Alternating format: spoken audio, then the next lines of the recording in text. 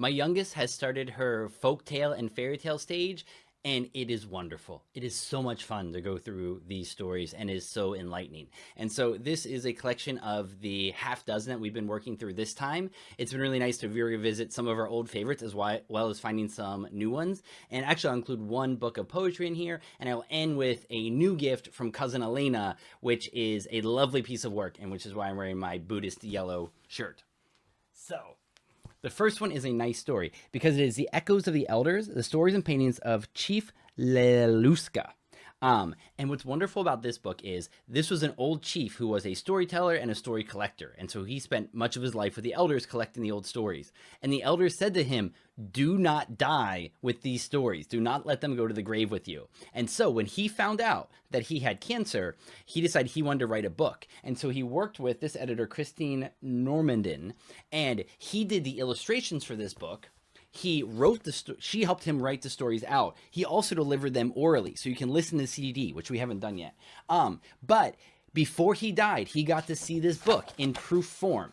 He didn't get to see it published, but the illustrations are absolutely phenomenal. It is just, they are the most lovely piece of work. And there's 6 stories in here. They are all lovely. And so I would absolutely recommend this for anybody who wants Tales from the North. Then, because it's important to get folk tales from around the world fairy tales. And, I'm always looking for collections like that from around the world. This has really nice illustrations. They're usually only 1 to 3 pages for the whole thing. It's retold by Radoslav Stovikic, translated by Vera Ginsing, and illustrations by Zdenka Krezhakova. And so it's a great collection from around the world. I really adore the illustrations. And there's some tales in here that I've only seen in this book. And I've spent my life trying to collect all the folk tales and fairy tales I could ever find. I know I'll never get through all of them. Apparently there's like 300,000 from the oceanic lineage alone. So you'll never get through all the folk tales in your life. But you can start to get a sense of them. It's really important to get a sense of them from around the world and see how some are very original, some are retold tales that go around the world. And so this was just a really good collection with nice illustrations for a little kid. Though if you have an older kid, I mentioned this book before, but has no pictures, hardly, few. But Favorite Folktales from Around the World, edited by Jane Yolen. Jane Yolen is a bit of like a grande dame of in the children's book world. I think she did something like 50 or 100 books. This is her favorite folktales from around the world, and it's just really well done. It's a really cool collection. I think I mentioned it on here before, but that's for an older kid probably. Though my youngest is now at the point she doesn't need illustrations anymore, and it does open up an entire world. So another great one is Tales from 1001 Nights. And of course, there's so many versions of this out there, but I thought this one was really nice with the illustrations. It's adapted by Peter Oliver and illustrated by Tessa Hamilton. And it does start off with the outside tale of Princess Scheherazade, which is so terrible, but it's important for kids to know stuff like that. But then each of the tales is only 2-3 pages. Sometimes it'll go on for a couple of nights like they did in the original, but you get exposed to a lot of the most famous stories, and you get to wet your whistle for these stories because, once you start reading them, you do realize that you'd want to read all of them. And I have a really nice new collection of them that I hope to read to them once they're a little bit older. This one I just found, and it's been really good so far. We're only a third of the way through it. The Girl Who Dreamed Only Geese and Other Tales of the Far North. These are primarily Inuit tales. They're told by Howard Norman, but they are illustrated by Leo and Diane Dillon.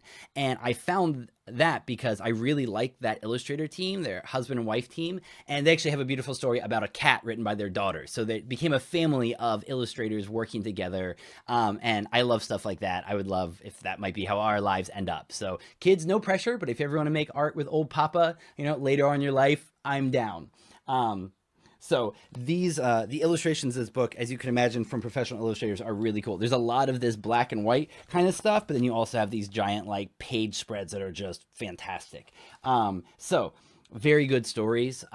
Really a high quality book. This is just a really excellent folktale collection. For the poetry book I mentioned, poetry is really tough. So much poetry is hard to read or not worth reading, especially for kids. There's so much that you have to get them at the right level, read it very slowly, go over it a couple times. But kids need to learn how to, read poetry.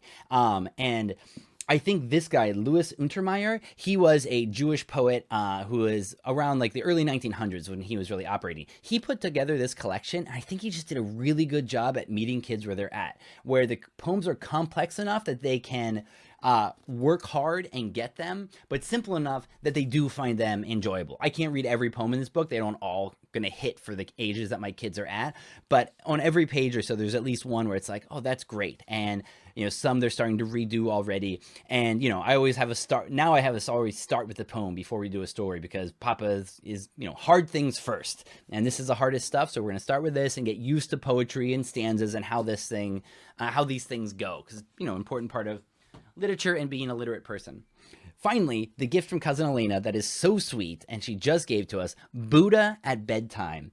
Tales of love and wisdom for you to read with your child to enchant, enlighten, and inspire by Dharmachari Nagaraja. And this is such a lovely book. And we haven't gone that far in it yet even. But it's nice, simple, little illustrations.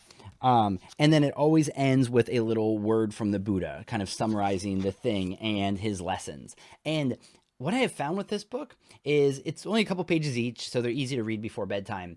It's a little bit like Bluey, where we might be having like a family difficulty, and just then the right Buddha story pops up or the right Bluey episode pops up, and it's like, yeah, that's what we're talking about. That's one of the lessons we can take here. So this has already been such a lovely addition to our family. And, Buddhism is close to my heart anyway. And so I get to learn tales that I never heard before from this part of the world and also teach my kids about, a path that I think is very good to know about. So this is an excellent collection. Thank you again, Cousin Alaina. So those are the top half dozen that we're working with right now. If you have any others to recommend, I would love to hear them. I'm always looking for more.